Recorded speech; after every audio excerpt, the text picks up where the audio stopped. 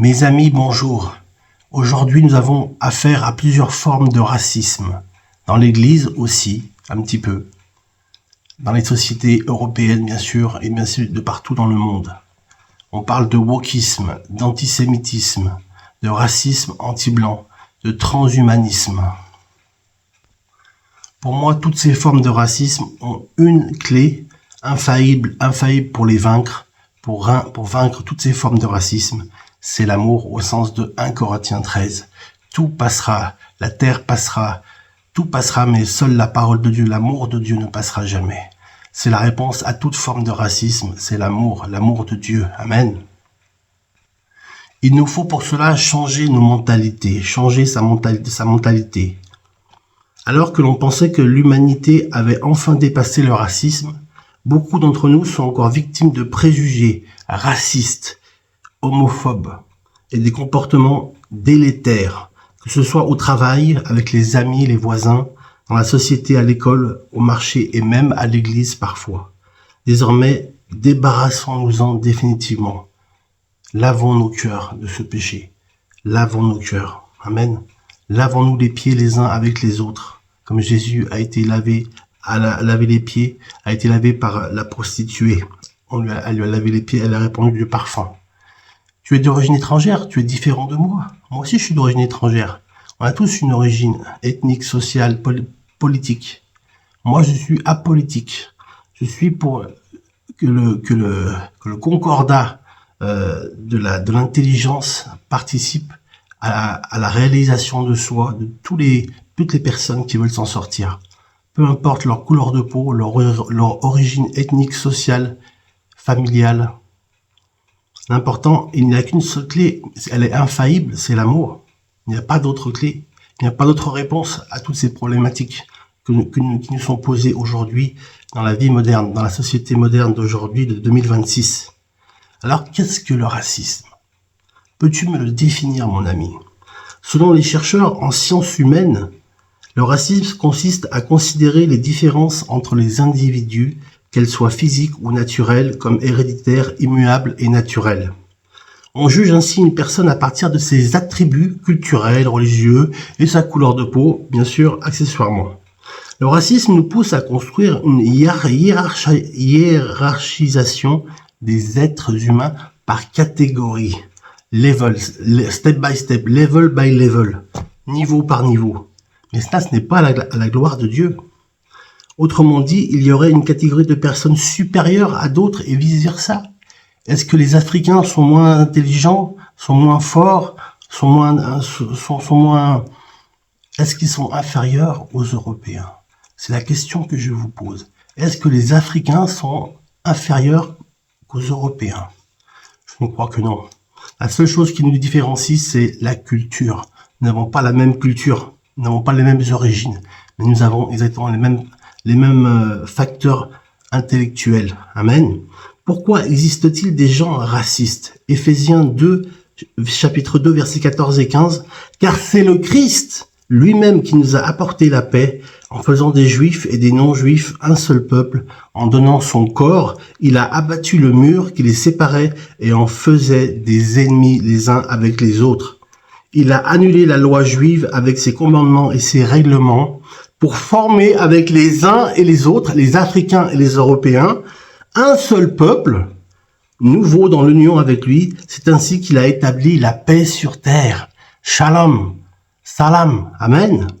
Sachons qu'il s'agit d'une pure invention de l'être humain. Le racisme est une invention de l'être humain, amen. Personne ne naît raciste, on le devient. Mais ce n'est qu'à travers l'éducation qu'on reçoit l'influence de notre entourage très important, les stéréotypes, les préjugés que la société inculque aux enfants dans notre esprit, que nous discriminons progressivement les gens. C'est de la discrimination. Le comportement raciste est un péché devant Dieu, devant l'Éternel. C'est un péché, car il nous fait ressentir de la haine et de l'hostilité envers autrui. Et qu'a dit l'Éternel? Aimez-vous les uns les autres. Jésus a dit, aimez-vous les uns les autres comme moi je vous ai aimé, comme j'ai aimé l'Église. Le racisme est favorisé par l'orgueil, la rancune, l'égocentrisme, l'égoïsme, autant de sentiments amers qui contredisent la parole de Dieu. La parole de Dieu, elle est amour. Comment une personne qui prêche, qui vit la parole de Dieu peut être raciste? Je ne comprends pas. C'est antinomique, c'est contre la parole de Dieu. Tu ne cherches tes futurs employés au lieu de les adopter pour un noir qui a un excellent background. Tu optes pour un autre candidat moins bon avec une couleur de peau plus claire. Tu interdis à ton enfant de jouer avec son ami juste parce qu'il est dans une autre race. Ou tu rejettes une personne parce qu'elle n'a pas la même culture que toi. C'est quoi ce bazar? Tu es donc raciste et il faut que tu changes. Le Seigneur te demande de changer. Amen. Changer d'attitude de cœur.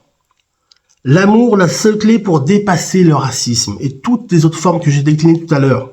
Le wokisme, l'antisémitisme, le racisme anti-blanc. Comme je l'ai déjà dit, le racisme n'est pas quelque chose d'inné, mais c'est quelque chose qui a été construit dans ton entendement, dans ta pensée, dans ta personnalité.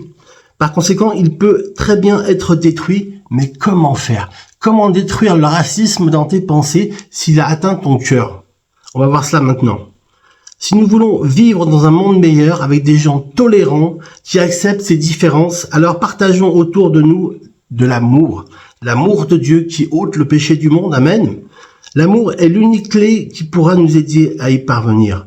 Galates 5, chapitre 5, verset 14, dans la version Louis II, il est écrit « Car toute loi est accomplie dans une seule parole. Dans celle-ci, tu aimeras ton prochain comme toi-même. » Galates 5, 14, Amen. Dans ce verset, Jésus nous dit d'aimer notre prochain comme nous nous aimons nous-mêmes. Amen. Autrement dit, ce que tu aimes bien qu'on te fasse, fais-le à autrui. Amen. Ce que tu détestes subir, évite de le faire aux autres. Il faut se respecter les uns les autres. S'aimer, s'écouter, s'entendre parler, se comprendre, se rencontrer, communier les uns avec les autres dans la communion fraternelle. Amen. Je pense qu'aucun d'entre nous ne veut être recalé à un entretien d'embauche juste parce qu'il est noir ou parce qu'il est blanc ou à cause de sa provenance ethnique, religieuse ou raciale. Tu ne veux bien évidemment pas que tes enfants se sentent rejetés à cause de la couleur de peau ou de ta religion. Amen.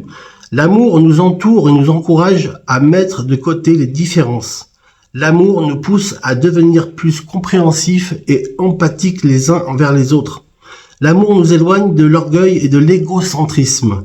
L'amour nous aidera à nous débarrasser de cette haine raciale, de cette phobie, de cette hostilité que nous ressentons à l'égard de ceux qui ne nous ressemblent pas, mais qui ont un cœur, qui ont le même cœur que nous, un cœur pour aimer, un cœur pour autrui. Amen. 1 Jean chapitre 4, versets 7 à 8, version 1 seconde. Bien-aimés, aimons-nous les uns les autres, car l'amour est de Dieu. L'amour est de Dieu. La guerre est des hommes. Les hommes font la guerre et Dieu, lui, il donne l'amour. Amen. L'amour de Dieu. Et quiconque aime est né de Dieu et connaît Dieu. Celui qui n'aime pas n'est pas connu de Dieu. Celui qui n'aime pas n'est pas connu de Dieu, car Dieu est amour. Dieu est amour. Amen. Les différences et les diversités ne devraient pas poser de problème. Au contraire, exploitons-les pour nous enrichir les uns des autres et avancer ensemble. Tous ensemble. Amen. Alors, cessons désormais d'avoir des comportements qui sont nocifs pour le climat social de la France. Aimons-nous les uns les autres. Ayons des attitudes et des sous-entendus non racistes dans nos propos. Tu ne le dis peut-être pas ouvertement, mais beaucoup de gens peuvent en être blessés de ton jugement au fond de leur cœur. Apprenons plutôt à vivre avec empathie, tolérance et amour comme le Christ Jésus nous l'a demandé. Mes amis, une prière contre le racisme. Seigneur, je te prie pour la France. Tu vois, il y a des différences, il y a des origines différentes. Mais tu nous aimes d'un même amour, tu nous aimes pareil. Les blancs, les jaunes, les rouges, les noirs. Nous sommes tous différents de couleur de peau, mais nous avons un cœur pour aimer, un cœur pour donner de l'amour et un cœur pour en recevoir. Bénis ton peuple, la France, Seigneur, afin que vraiment ce réveil qui est en cours puisse continuer à produire du fruit et que des âmes soient touchées par ton amour. Ton amour surpasse toute intelligence et elle nous fait du bien. Ton amour est vraiment merveilleux, car il transforme les cœurs, il change les cœurs. Mes amis, laissez-vous transformer par Dieu. Amen.